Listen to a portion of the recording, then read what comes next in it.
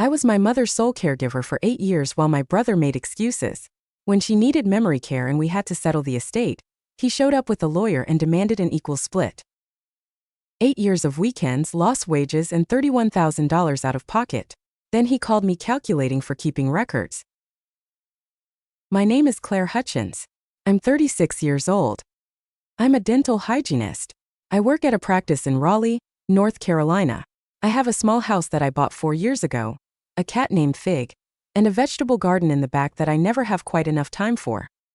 I also have a mother named Evelyn who is 68 years old and now lives in a memory care facility 20 minutes from my house. And I have a brother named Patrick who is 42 years old, lives in Charlotte with his wife Karen and their 2 teenage sons, and who for the past 8 years has done almost nothing to help care for our mother while I did almost everything. When our mother's condition progressed to the point that she needed full memory care placement, Patrick arrived at the estate meeting with a real estate attorney and a demand for an equal split. I arrived with 8 years of receipts. He called me calculating. This is that story. My mother was first diagnosed with early-stage dementia when she was 60 years old. I was 28 at the time. Patrick was 34. Our father had died 6 years earlier, when I was 22 and Patrick was 28. Heart attack, sudden, the kind that doesn't give you time to prepare. Mom had managed on her own since then. She worked part-time at a garden center she loved. She had her church friends and her book club. She maintained the house she and Dad had bought together in the 1980s in a suburb of Raleigh. She was fine. More than fine. She was the kind of woman who makes widowhood look manageable through sheer force of capability and community. She showed me what self-sufficiency looked like. I admired it. And then she started forgetting things. Started small the way it always does. She repeated stories within the same conversation. She missed my nephew's birthday twice in a row, which was not like her. She had never forgotten a birthday, not once in my memory. She missed a utility bill, then another. She left the stove on twice. She called me one evening to tell me she couldn't find her keys and we searched for 20 minutes on the phone together and found them finally in the freezer. She laughed at that. I laughed too. We both pretended it was funny. I drove her to the neurologist. Patrick could not come that day. His older son had a lacrosse tournament. I understood. I went alone with her. The neurologist was thorough and kind. The word dementia was said directly, without euphemism. Mom nodded during the appointment in the way she sometimes nodded when she was listening but also processing something on a separate internal track. I took notes. I asked questions. Mom asked one question: whether she would still be able to garden. The neurologist said yes for a long time yet. I drove her home. I sat with her at her kitchen table for 3 hours while she moved through the stages of it, disbelief first, then the quiet understanding that comes after you've had time to let a hard thing land. She cried. I held her hand. I made us tea. I told her we would figure out what needed to be figured out. She said she knew we would. I called Patrick that evening. He was still at the tournament. He stepped away from the bleachers to take my call, which I appreciated. He said the right things. He was sorry. He was concerned. He asked what the doctor had recommended and I told him. He asked what I needed and I said I wasn't sure yet. He said to keep him posted. I said I would. I meant it as a genuine commitment to communication. He meant it as the end of his active participation. 3 words. Keep me posted. The entire arrangement, established in the first phone call after the diagnosis, never renegotiated. I want to be fair to Patrick in the way that the full picture requires. He is not a monster. He is a man who made a series of choices over 8 years, consistently, predictably, that amounted to choosing his own comfort and convenience over his share of a responsibility he shared equally with me on paper but not in practice. He called our mother every week in the early years, twice a month in later ones. He came to visit once a year, sometimes twice, usually around a holiday when the visit was folded into existing plans rather than made for its own purpose. He sent cards on her birthday. He asked me how things were going when we spoke and he meant the question, I believe. He just didn't follow the question with action. There was always a reason. His boys had games and tournaments. Karen's parents were dealing with their own health issues. His job had a demanding season from January through April.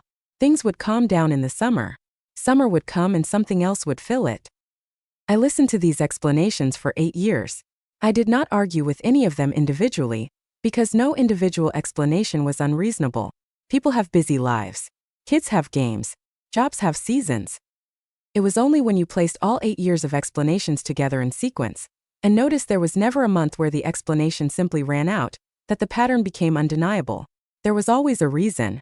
There would always be a reason. The reasons were not lies. They were selections. He selected, from the available facts of his life, the ones that most credibly explained his absence. And then the next month he selected again. And I need to say this honestly, I never demanded that he do more. I resented it. Quietly, persistently, deeply.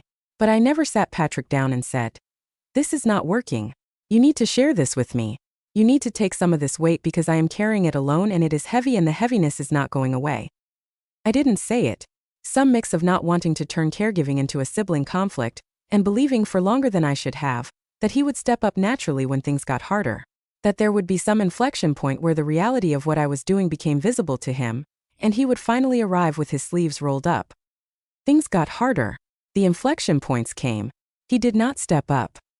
What he did instead at each escalation was acknowledge it on the phone, express concern, ask good questions, and return to his life in Charlotte. I returned to my schedule. What the 8 years actually looked like in practical terms is this. In year 1, I drove my mother to every specialist appointment. Neurology every 4 months. Cardiology twice a year because of an existing heart condition. Primary care regularly. I managed her new medication regimen. She was on 4 prescriptions and the interactions needed monitoring by someone who understood the schedule. I set up a pill organizer system and checked in on her 3 times a week to make sure she was taking things correctly. She would sometimes tell me she had taken her evening medications when she hadn't. I learned to verify rather than trust. I also started attending her neurologist appointments with her, which meant taking half days from the practice. My employer was accommodating, but accommodating meant unpaid, mostly, and the half days added up over months and years. Patrick called to ask how the first neurology follow-up went. I told him. He said, "That sounds manageable." I said yes. In year 2, I started managing Mom's finances. Not because she asked me to. She hadn't yet reached the point of asking for that kind of help, but because I noticed during a visit that several bills were past due and a notice from the electric company was sitting unopened on her kitchen counter. She had forgotten to open it. She did not remember not opening it. I set up automatic payments for the utilities and regular bills. I added myself to her bank account. I created a simple system for tracking her monthly expenses and income from the small pension Dad had left her.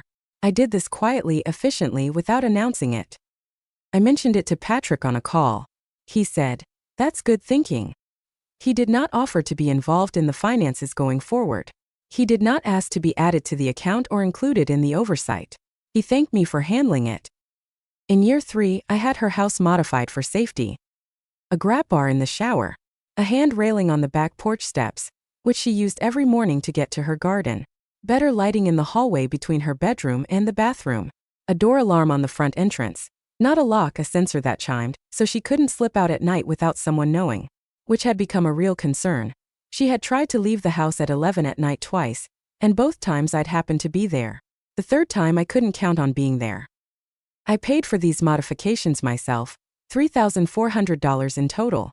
I did not run it through her insurance because the prior authorization process for home modifications was slow and complicated, and the door sensor needed to be installed that week, not in 6 weeks after an insurance decision.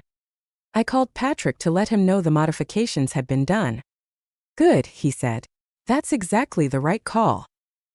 He did not offer to contribute to the cost. That same year, I turned down a promotion at the dental practice. My supervisor came to me privately. She said the practice was creating a hygienist lead role, supervising the newer staff, handling some patient communication systems, attending the management meetings. It came with a salary increase of about $9,000 annually and some additional responsibilities. She thought I was the right person. I thanked her. I asked if I could think about it over the weekend. That weekend I sat with my schedule and tried to make the math work. The management role would mean staying later 2 evenings a week, and attending Saturday morning staff meetings twice monthly. I was already doing late evenings at my mother's house 2 to 3 times a week, and driving her to appointments on weekend mornings when the practice was closed. I could not do both without something collapsing. I told my supervisor the timing wasn't right. She was understanding. She said to let her know if the timing changed. The timing did not change. The role was filled by someone else 6 months later.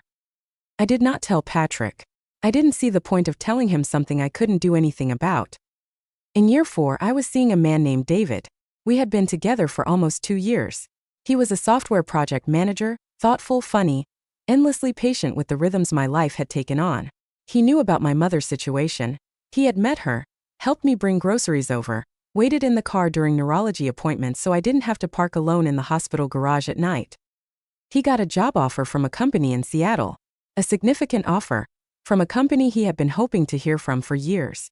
He told me about it on a Thursday evening at my kitchen table, and the way he said it, carefully like he was managing something fragile, told me he already knew what it meant. He asked if I could come with him. I said I couldn't leave my mother. He said he understood. He asked if I thought my situation would change in the next year, in a way that might give us a path. I thought about it honestly. I told him I didn't think so. He asked for 6 months. He said he would defer the start date if he could, would come back every few weeks, would try to make it work at distance. We tried. After 6 months, it was clear that my situation was not going to change in the way that would allow us to close the distance, and David needed to build his life in the city he was now living in. We ended things the way people end things when nobody did anything wrong and there is nothing to be angry at. I cried for a few weeks. Then I got back to the schedule. Patrick asked some months later whether David and I were still together. I said we'd grown apart. He said that was a shame. He said I worked too hard and deserved someone good. I thanked him. In year 5, my mother had a fall. She was reaching for something on a high shelf in the kitchen. I never found out what, and she couldn't remember by the time we talked about it, and she went down. She hit her hip on the edge of the counter on the way. No fractures, which the emergency room x-rays confirmed, but significant bruising and pain, and the hospital wanted to keep her 4 days for monitoring given her age and the dementia complication. I took 4 days of unpaid leave. I was at the hospital every day, sometimes twice. I handled the discharge paperwork, which required coordination between the hospital social worker and her primary care physician and the physical therapist who would be doing in-home visits. I set up the PT schedule. I stocked her refrigerator before she came home so she'd have food she didn't have to cook for the first week. Patrick drove down that first weekend she was home. He was genuinely present for it. He cooked. He rearranged some furniture to make the living room easier to navigate with the walker. He sat with her for long stretches while she napped on and off and talked a little. It was the most helpful I had seen him in years and I was honestly glad for it. He left Sunday evening. He didn't come back for 7 months after that. In year 6, Mom's primary care doctor had a conversation with me that I had been expecting but still didn't enjoy. Her independence was declining more noticeably. She needed someone present during the hours I couldn't be there, not just checking in but actually present. He recommended a part-time home aide, someone to come in 3 mornings a week, help with bathing and breakfast, make sure things were safe. Insurance covered a portion, not all. The gap was $450 a month. I paid it. I paid it for 24 months through years 6 and 7, until her needs had progressed past what a part-time aide could manage and we were having a different conversation. 24 months at $450 a month, $10,800. That is one line item in the folder. One category. There are 11 others. I kept records of all of it. Every receipt, every invoice, every copay, every prescription, every out-of-pocket expense. I kept a spreadsheet that I updated monthly. I kept the paper records in an accordion folder that grew thicker every year, organized by category and date. I did not keep these records as a strategy. I kept them the way I keep everything, methodically, out of habit, because documentation is something I value and because working in a medical-adjacent field for 14 years has made it instinct. I kept the folder the same way I kept my tax records and my car service history, as a matter of course, with no particular plan for what it might eventually be used for. Years 7 and 8 were the hardest. By year 7, Mom's condition had progressed to the point where I was receiving calls from her neighbors, a woman named Gloria across the street who had known our family for 20 years, about incidents that were happening when I wasn't there. Mom leaving the house in a coat but no shoes. Mom standing in the backyard calling a name nobody recognized. Gloria was kind about it. She looked out for my mother without being asked. I will be grateful to Gloria for the rest of my life. I increased my check-ins. I was there most evenings. Some nights I slept in her guest room because I was too tired to drive home, and because leaving felt wrong when her sleep was becoming disrupted and unpredictable. I told Patrick on our calls that things were more involved than they had been. He said he understood and asked if I needed anything. I said I was managing. I was managing. It was costing me, but I was managing. By year 8, the neurologist said what I had known was coming. Memory care was no longer a someday option. It was a now option. The decision needed to be made. I had been expecting that conversation for over a year. I had done preliminary research, already had a list of facilities I wanted to visit, already knew the general cost range and what questions to ask. When the neurologist said it officially, I wasn't relieved exactly. There is nothing relieving about that moment, but I was ready. 8 years of showing up had at least given me that. I was never surprised by the next stage. I had already seen it coming and prepared for it as best I could. When Mom's condition reached the point that the neurologist was recommending full memory care placement, I was the one who researched facilities within driving distance of my home. I spent 3 weeks on this. 6 facilities visited in person on separate days at different times of day. I asked specific questions: staff to resident ratios at different hours, how often the activity programs actually ran versus how often they were listed on paper, what the protocol was for medical appointments, how families were notified of changes in condition, what the policy was on personal belongings in rooms. I reviewed the state inspection records for each facility, which are public documents. I read every testimonial I could find online, separating the recent ones from the ones written years ago when staff and ownership may have been different. I selected a facility based on all of that. It was not the closest. It was not the cheapest of the 6. It was the one where, when I sat in the common room for 45 minutes and watched the staff interact with the residents, I saw genuine warmth and not just professional adequacy. It was the one that smelled clean without smelling medicinal. It was the one with a garden accessible from a side door that residents could use on their own with supervision, which I chose specifically because my mother has gardened her entire adult life, and I wanted her to be able to sit among plants if she could. I called Patrick to tell him I had selected a facility, what the cost would be, and what the process was for transition. He said he would like to be involved in that decision. He had not been involved in any of the preceding 8 years of decisions, not a single one. But I said, of course. I said come down and we would talk about it together. I thought he meant he wanted to see the facility, ask some questions, perhaps visit 1 or 2 alternatives himself. I was prepared to revisit my choice if he came with a genuine case for something better. He came down the following weekend with Karen, which I had not expected. He also came with the name of a different facility he'd found mentioned in an online forum. He had not visited it, had not reviewed its inspection record, had read a single positive post from a family member and decided it was worth mentioning. He brought this name with the confidence of someone who had done research comparable to mine. He had not. He also came with the number of a real estate attorney he had already retained, without telling me, to advise him on the estate settlement that would be necessary to fund Mom's care. He had hired an attorney before calling me. That detail, when I understood it, told me something I had been hoping was not true. He had not come to discuss our mother's care. He had come to manage the money. We met at my kitchen table. Me, Patrick, Karen observing quietly, the estate attorney joining by phone. The attorney explained the situation. Mom's primary asset was the family home, which would need to be sold to fund the memory care facility.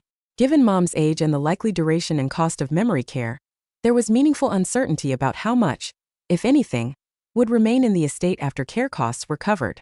He estimated conservatively and gave us a range. Patrick said he understood, and that whatever remained after care costs should be split equally between us. He said it as if this were self-evident, as if the equity of it were obvious and agreed upon, and he was simply confirming something we both already knew. I let him finish. Then I opened my folder. I set it on the table between us, the accordion folder, organized by year and category, 8 years of documentation. I told Patrick and the attorney that over the course of 8 years as Mom's primary caregiver, I had incurred $31,200 in documented, verifiable out-of-pocket expenses. I outlined the categories: home modifications, prescription and medical copays not covered by insurance, the 2 years of home aid supplementation, unpaid leave days taken from work for caregiving, medical equipment, transportation for appointments. I had the receipts for all of it. The spreadsheet totals matched the individual documents. I said clearly, I was not asking to be compensated for my time. I was not presenting this as an invoice for labor. I was asking only that what I had spent from my own money, demonstrably, provably, be reimbursed from the estate before the remaining balance was split equally. After reimbursement, whatever remained would be divided evenly. That was my only ask. Patrick looked at the folder. He looked at it the way you look at something that changes the shape of a conversation you thought you had already won. Then he looked at me. "You kept receipts," he said. Not as a question, as an accusation, as if the act of keeping records were itself a character deficiency, a sign of a transactional mind applied to something sacred. I always keep records, I said. This is Mom's care, Claire. This isn't a business transaction. I agree with you. It isn't. But $31,000 is still $31,000. Came from my checking account. It did not come from the estate.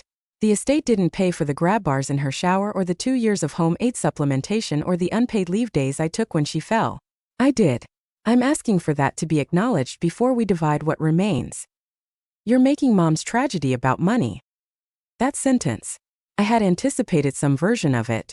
I had played the meeting out in my head several times over the preceding days, and this phrase, or something close to it, had appeared in most of the versions.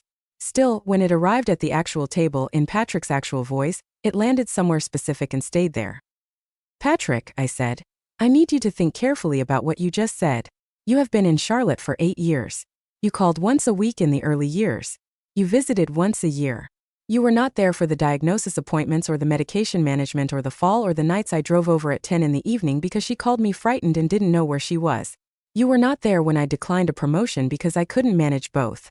You were not there when David took the Seattle job because I couldn't go with him. I never asked you to reimburse me for any of that. I never asked you to repay me for a single hour of the time I gave. I am asking you to acknowledge what I spent in dollars. Receipted, documented dollars.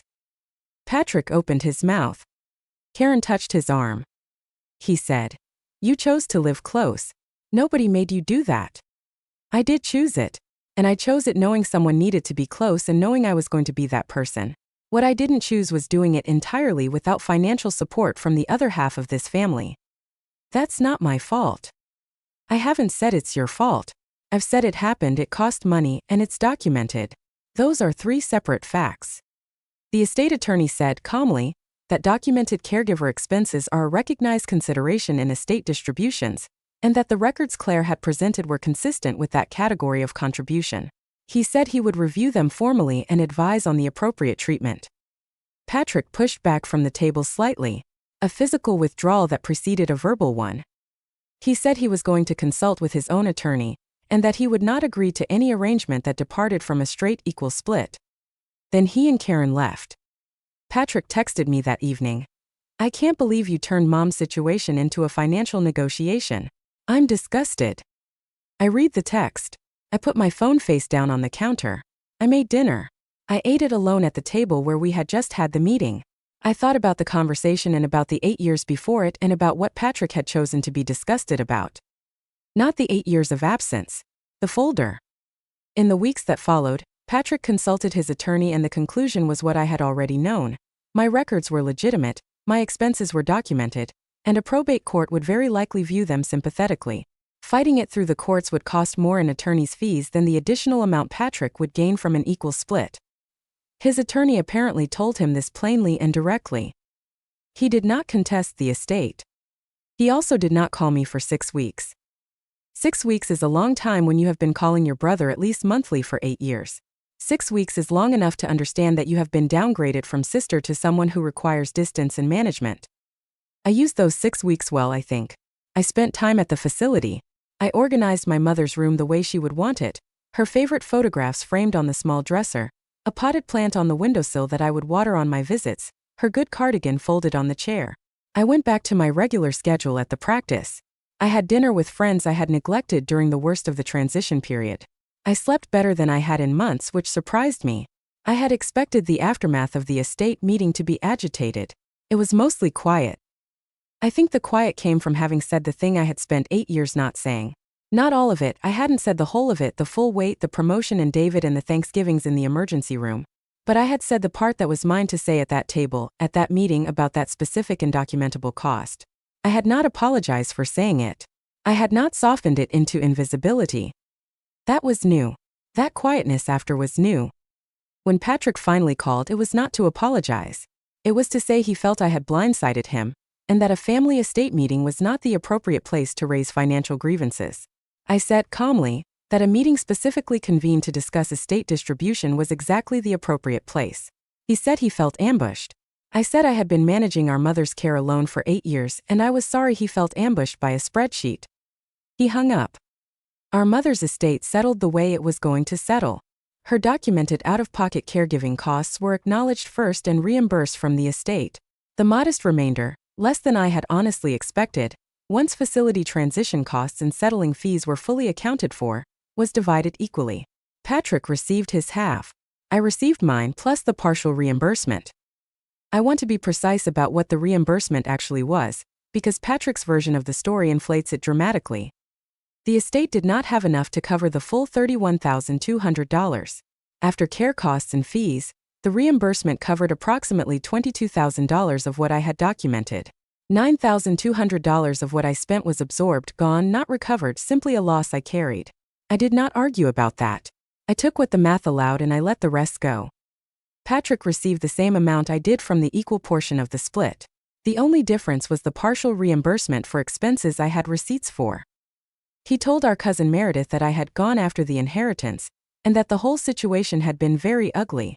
In his version, I apparently arrived at a grieving family gathering with financial demands and poisoned what should have been a sorrowful but straightforward process. The folder was a manila envelope. The demands were documented expenses I could prove I had incurred.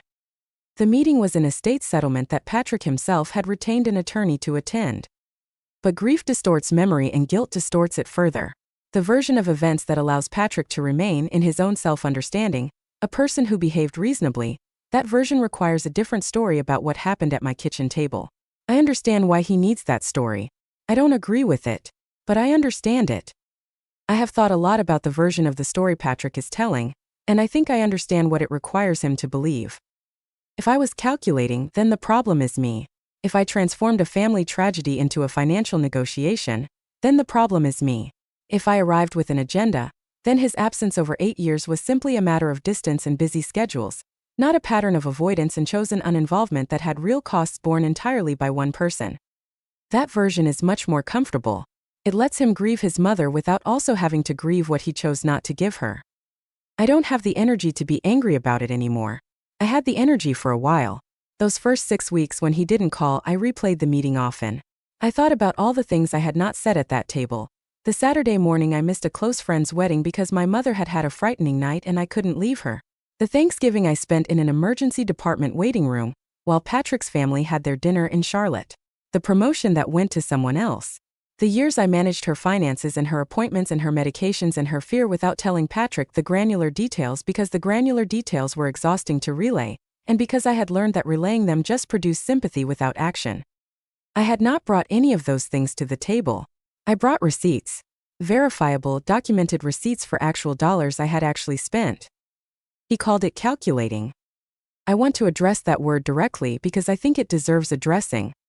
Calculating is a word we use for people who plan selfishly, who work angles, who position themselves for advantage, who manage impressions and information toward a predetermined gain. It implies premeditation. It implies that I spent 8 years of care with the estate meeting in mind, documenting as I went in preparation for a confrontation I was engineering from the beginning. That is not what happened. I kept records because I keep records. I keep records the way some people keep a clean house or remember birthdays, as a matter of character, not strategy. The folder existed long before I thought about an estate meeting. It would have existed whether or not there was anything to eventually settle. What Patrick means when he calls me calculating is that he would have preferred I didn't have the records.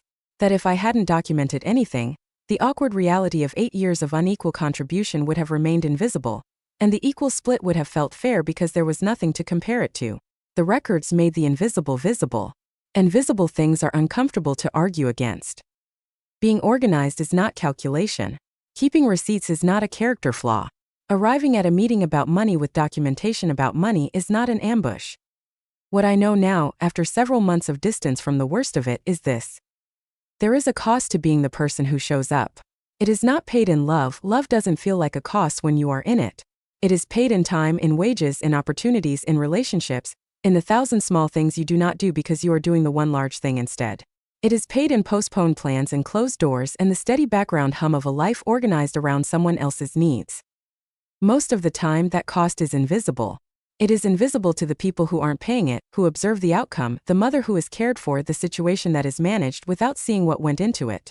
And most caregivers, myself included for most of those 8 years, do not make the cost visible. We absorb it quietly because we love the person we are caring for and because naming the cost out loud feels like attaching a price tag to love, which feels wrong. But the cost does not disappear because it is invisible. It lands somewhere. It accumulates. It is there in the $31,000 I spent from my own checking account over 8 years. It is there in the promotion that went to someone else and the relationship that ended and the Thanksgivings I spent in waiting rooms. It is there in the version of my 30s I did not get to have because my 30s were organized around someone else's needs, which I do not regret. I want to be clear about that. I do not regret it, but which had a cost that is real even when I don't resent it. I did not ask Patrick to acknowledge any of that. I did not ask to be compensated for years of time or the promotion or David or the wedding I missed. I brought a folder with receipts and asked for what I had spent in dollars.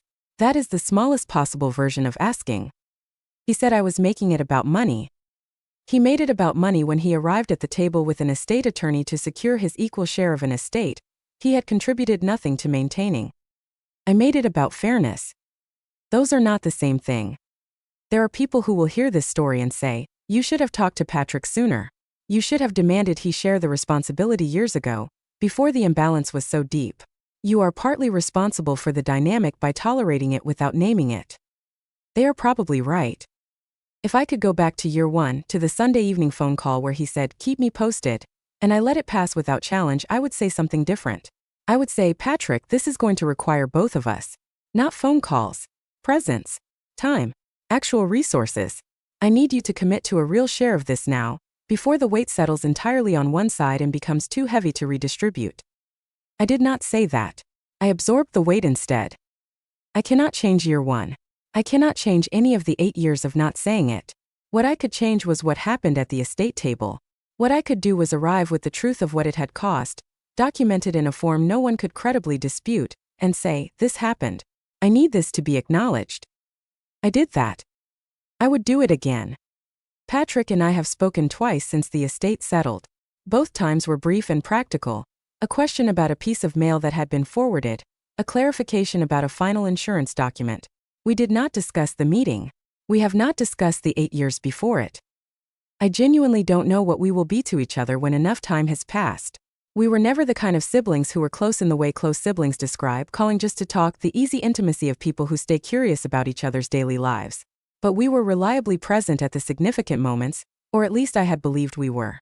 I understand now that we were present at the significant moments in different ways. He showed up for the celebrations. I showed up for the heart-sustained work between them. That is a real and fundamental difference. I visit my mother at the memory care facility twice a week, Tuesday evenings after work and Sunday mornings. She often doesn't know who I am. Sometimes she thinks I'm a nurse. Sometimes she calls me by a name I don't recognize. And sometimes she smiles when I walk in the way she smiled when I was small and came home from school, wide and settled and genuinely glad. In those moments I don't know if she knows it's me specifically, or simply feels something familiar and safe. Either way, the smile is real. I sit with her either way. I bring flowers when I have something blooming in the garden. I tell her what I've been doing that week in the matter-of-fact way she used to talk to me about her days. Some days she holds my hand while I talk. Some days she falls asleep. Both are fine. Patrick has visited twice since she was placed. I know this from the sign-in log, which I can check through the family portal. Both visits were on days I wasn't there. I don't say that to condemn him. I say it because the picture has been consistent from the beginning to now, and consistency is its own kind of information. I am not a martyr. I have resisted that framing throughout and I will resist it here. I made choices. I could have made different ones.